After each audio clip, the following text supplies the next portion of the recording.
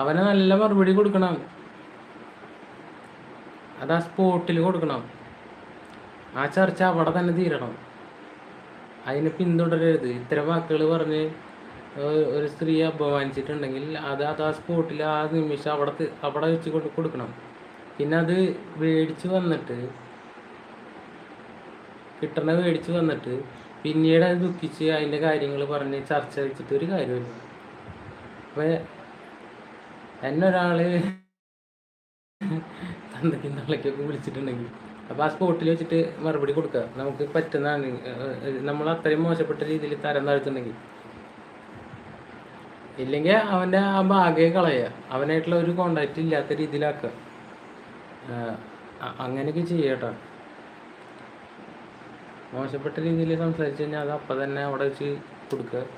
അത് ആ വിഷയം അവിടെ തന്നെ തീർക്കുക. പിന്നെ അതിൻ്റെ തുടർ